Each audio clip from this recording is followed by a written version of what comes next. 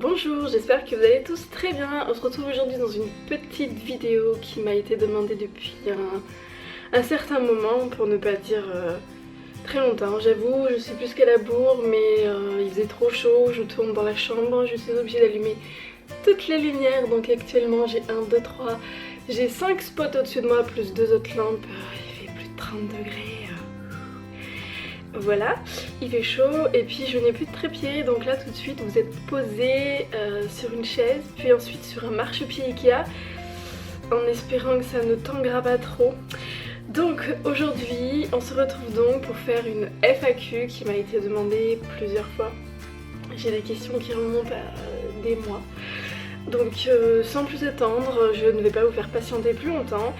Et on va commencer donc tout de suite par les questions. Donc la première question c'est Lisa Lucas. Coucou, question pour ta FAQ. Que faisais-tu professionnellement avant d'être youtubeuse? Bisous. Donc qu'est-ce que je faisais avant YouTube? Pas grand chose. Oui, j'ai jamais vraiment eu de boulot, on va dire. Je suis tombée enceinte de Lucas quand j'étais en deuxième année de BTS banque option particulier. Donc du coup, en fait avec Rémi, mon mari, à l'époque on était déjà ensemble, on n'était pas mariés encore, on s'était dit qu'on voulait commencer à faire des essais bébés en fait l'été après notre BTS.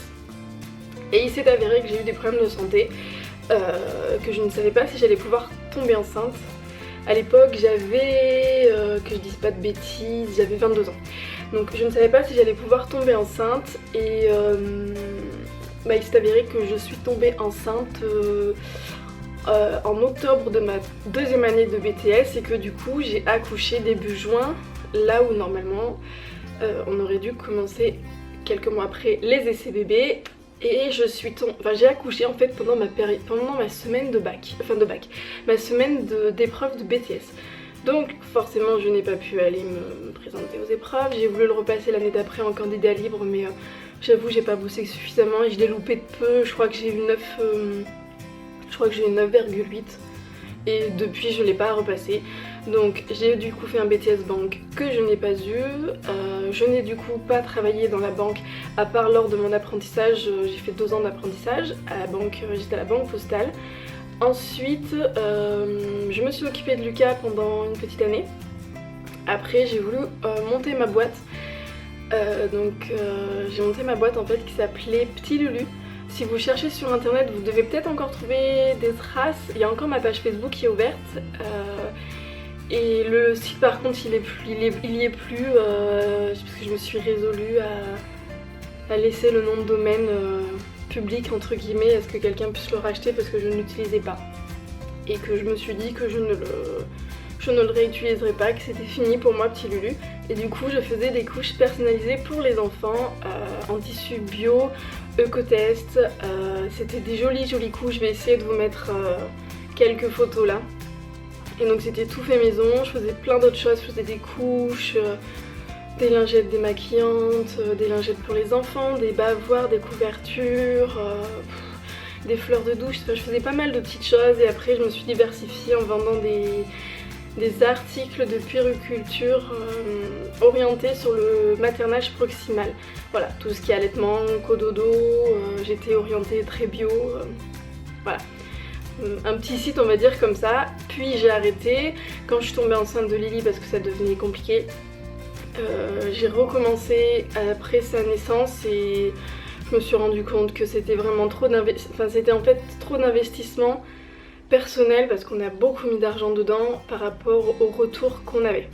Et au bout d'un moment il faut être réaliste, même si j'adorais ce que je faisais, même si ça se vendait pas à hauteur des frais que moi je mettais dans ce projet là. Et faut être réaliste au bout d'un moment, donc j'ai arrêté. Et après je me suis occupée de Lily et j'ai ouvert un blog et puis j'ai voulu partager de plus en plus et puis de fil en aiguille je me suis retrouvée avec une chaîne YouTube. Et voilà, et aujourd'hui je vous raconte ma vie dans des petites vidéos et j'adore ça. Voilà, donc j'espère que j'ai assez répondu, que j'ai bien répondu à la question. Ensuite la deuxième question, Elle me vient de Lisa qui me dit tes enfants sont véganes. Alors non, Lucas et Lily ne sont pas véganes, par contre ils ne peuvent pas prendre de lait. Pour des problèmes d'intolérance, d'allergie, appelez ça comme vous voulez. En fait ils ne supportent pas le lait, c'est pas le lactose. Et c'est pas la protéine de lait de vache, c'est brebis, enfin tous les laits animaux ils ne supportent pas. Donc pas de lait, pas de beurre, pas de crème fraîche, pas de fromage, donc on trouve des alternatives. Et en plus de ça, vient se greffer l'intolérance au gluten. Voilà, et par contre la végane c'est moi. Moi je ne mange pas j'en mange pas. J'en ai mangé mais je n'en mange plus. Alors, Lisa Lucas me demande coucou. Question pour la FAQ, êtes-vous propriétaire ou locataire? Bisous. Alors actuellement dans la maison dans laquelle nous sommes propriétaires. Ce qui explique aussi, si vous suivez les vlogs, pourquoi beaucoup de choses ne sont pas finies. À mon grand désespoir, en gros, pour vous résumer mais sans trop rentrer dans les détails, on a fait affaire avec un artisan véreux, peu scrupuleux, qui n'a pas fini les travaux. Les travaux sont payés, quasiment, hein. Il reste une petite bagatelle à payer. Mais les travaux sont soi-disant finis pour lui. Et ce qui a été fait n'a pas été fait correctement. Il y a beaucoup de choses qui ne sont pas faites correctement, qui ne correspondent pas au devis ni aux factures. Voilà, donc on est en litige avec lui et actuellement on ne sait pas en fait ce que ça va donner parce que on va dire que la santé financière de l'entreprise fait que cette entreprise peut se retrouver du jour au lendemain en liquidation judiciaire. Donc pour le moment, tant qu'on n'engage pas en fait de poursuite vraiment, on a déjà engagé des choses avec notre avocat, mais tant qu'on n'engage pas de poursuite en fait avec tout l'arsenal on va dire, l'entreprise reste encore pérenne, si on peut dire ça comme ça, et elle continue d'exercer et de faire des chantiers. Sauf que je suis quasiment sûre que le jour où on va faire des poursuites et on va donc payer, parce que c'est pas gratuit tout ça, ça coûte très très cher. Là je pense qu'elle va se mettre en liquidation judiciaire et qu'on l'aura dans l'os. Voilà. Donc la maison n'est pas finie. Tout de suite on n'a pas les sous, on n'a pas l'argent, on n'a pas le budget de refaire les travaux parce que c'est des sommes qui sont assez conséquentes, vous vous imaginez bien.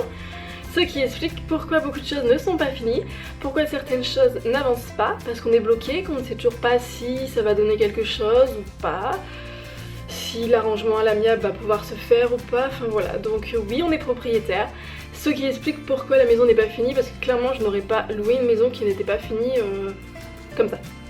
Voilà. Fin de la parenthèse. Ensuite, Lisa Lucas, il y a beaucoup de questions de Lisa Lucas, elle me demande hello, quel âge a Jules? Jules, il a eu 11 ans le 8, que je dis pas de bêtises, le 8 juin. Voilà. Donc il commence à se faire vieux d'ailleurs. Il est où le petit Jules? Il est juste derrière moi, il est au pied du lit, il est en train de faire dodo. Ensuite, toujours Lisa Lucas qui me dit et petite question, tu as eu Jules quand il était chiot? Merci. Alors oui, j'ai eu Jules, pour la petite histoire, j'ai eu Jules en fait, c'était donc en 2000...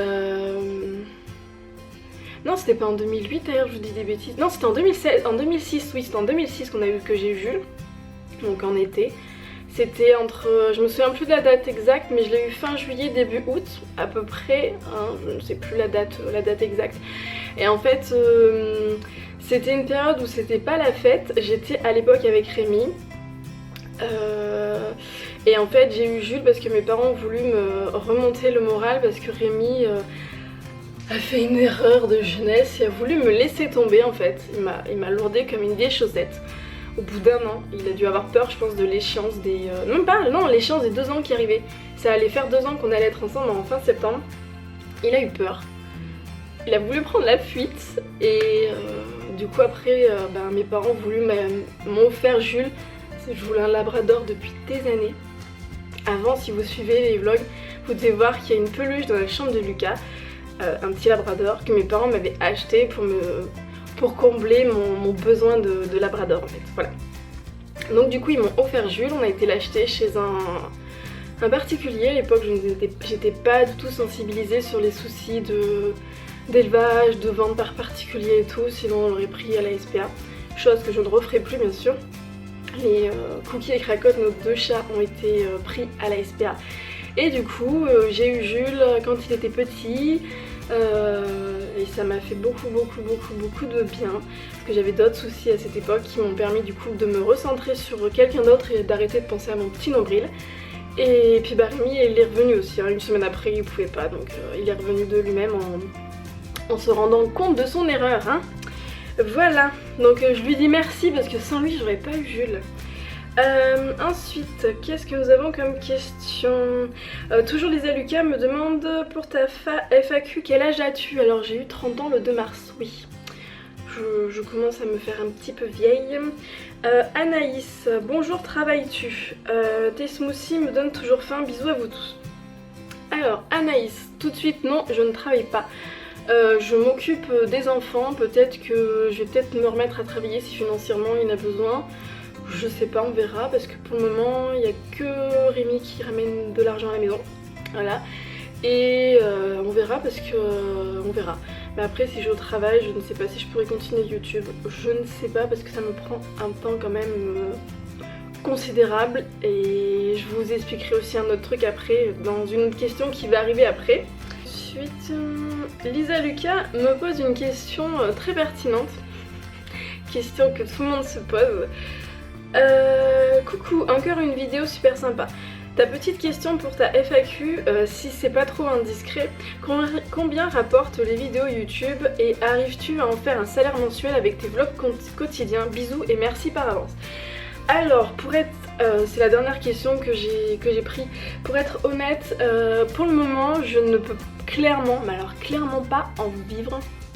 Je suis une mini youtubeuse parmi la vague YouTube. Je suis même pas une goutte d'eau dans l'océan YouTube. Moi, j'ai pas été vérifiée, mais d'après mes stats, si vous voulez, que j'ai sur YouTube, j'ai pas été voir mon compte AdSense. C'est deux choses différentes. J'ai tout de suite, je crois, 120 $. Donc je sais même pas combien ça doit faire en euros. Ça doit faire 110, 115 €, je ne sais pas. Et ce montant que je vous annonce, c'est le montant depuis le début de ma chaîne. Je n'ai jamais fait un seul paiement en fait. Je ne me suis jamais versé de salaire. La caméra avec laquelle je filme, là, mon Canon G7X, c'est Chéri qui me l'a offert pour notre anniversaire de mariage l'année dernière. Voilà. Il savait que je voulais filmer des vidéos. Le problème c'est qu'en fait notre appareil photo, notre réflexe ne voulait pas filmer. C'est un Canon qui ne... Ça ne voulait pas, donc je ne pouvais pas filmer avec. Du coup il a été adorable et il m'a offert ce petit appareil photo pour que je puisse filmer. Voilà, mais du coup oui, moi j'ai pas du tout assez de vues, là les vues commencent à augmenter, je commence à m'approcher tout doucement des 1000 abonnés. D'ailleurs je profite d'être bientôt 1000 abonnés, je vais essayer de sortir cette vidéo pour les 1000 abonnés. Donc si elle est pas sortie pour les 1000 abonnés, vous me mettrez des petits bouts en commentaire, hein, voilà. Je vais essayer de la monter vite, mais du coup oui, j'ai pas assez de notoriété, j'ai pas assez de vues sur YouTube, je ne fais pas de partenariat. Donc non, je ne me verse pas du tout de salaire. C'est pour ça aussi que je vous disais tout à l'heure, je ne sais pas si je recommencerai à travailler si on a besoin. Parce que le sans gluten, le sans lait, ça coûte énormément cher. Donc au bout d'un moment, il va peut-être falloir que j'aille travailler. Je ne sais pas. Je ne sais pas comment je vais faire. Si YouTube décolle et que ça peut me verser un petit salaire, oui je continuerai. Sinon j'irai travailler, peut-être que j'arrêterai. Je ne sais pas. Je ne sais pas. Donc oui en fait il y a une petite légende qui dit que c'est 1 € les 1000 vues. Alors c'est pas tout à fait faux, c'est pas tout à fait vrai parce que ça sent, moi pour mon cas ça s'en rapproche, mais ça dépend en fait, parce que si vous ne cliquez pas, si vous cliquez sur pour ne pas lire la pub en entier, je touche rien en fait. Si vous mettez quelque chose pour bloquer les pubs, c'est pareil, je ne touche rien. Donc moi mes stats YouTube en fait ils sont calculés sur toutes les vues que j'ai. Mais après dedans il y a peut-être un quart, un tiers qui vont mettre des bloqueurs de pubs. Donc déjà ça va m'enlever une partie, voilà. Donc ouais, on dit à peu près que c'est 1 $ les 1000 vues. Donc avec à peu près 100 000 vues par jour, ça peut permettre d'avoir à peu près 100 $ du coup. Mais bon, après à la fin du mois, il faut aussi penser que qu'il faut payer, enfin il y a les charges à payer dessus, qu'il y aura les impôts à payer dessus, donc c'est pas parce qu'on dit 1 dollar 1000 vues que c'est forcément 1 dollar dans la poche du créateur. Ça marche pas comme ça on va dire, voilà. Mais bon, moi je n'ai pas encore la chance d'avoir d'avoir quelque chose. J'ai jamais fait encore de virement, ne serait-ce même un seul. J'en ai jamais fait. Voilà, donc peut-être qu'un jour ça m'arrivera, hein, je l'espère, ça me permettra peut-être d'investir dans un ordinateur qui fonctionne parce que là celui de Rémi est en train de rendre l'âme. Et d'ailleurs quand on va partir en vacances je ne sais pas comment je vais faire parce que je n'ai pas d'ordinateur, voilà. Donc si on part en vacances pendant une semaine, bah, ça me dégoûte un petit peu mais ça se trouve il n'y aura pas de vlog pendant une semaine. Voilà, je suis un petit peu dégoûtée mais on peut pas tout faire. Donc clairement je n'ai pas commencé à faire des vidéos pour gagner de l'argent et me faire des fortunes parce que là clairement ça va faire 1 an que je fais des vidéos, bien dans quelques mois. J'ai même pas encore je me suis même pas versé encore un salaire. Si on fait le ratio le temps passé au nombre d'euros gagnés, c'est pas rentable, hein. Ne commencez pas sur YouTube pour faire fortune, franchement c'est pas la panacée, hein. On est bien d'accord. Après on va pas se mentir, si ça peut permettre de payer rien que le matériel en fait, c'est super quoi. Et même pouvoir vivre de sa passion, c'est super. Mais là la caméra on l'a payée nous-mêmes, c'est Rémi qui me l'a offert. On essaye de voir quand est-ce qu'on pourra acheter un ordinateur parce que ça coûte énormément cher un ordinateur avec un bon logiciel.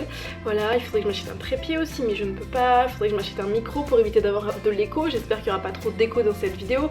Un appareil photo pour faire face caméra, des batteries en plus, enfin plein de petites choses voilà, qui feraient que je pourrais faire plus de vidéos mais bon pour le moment je ne peux pas tout faire.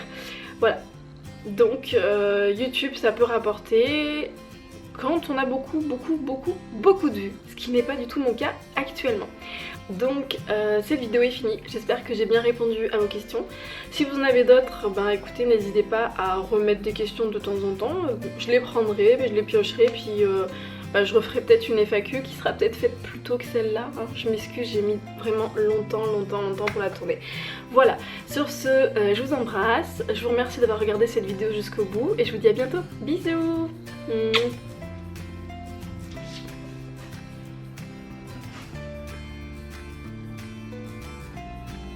Je mets tellement souvent les boucles d'oreilles que mon trou est en train de se refermer. Alors, j'ai oublié de remettre mes lunettes. Je reviens.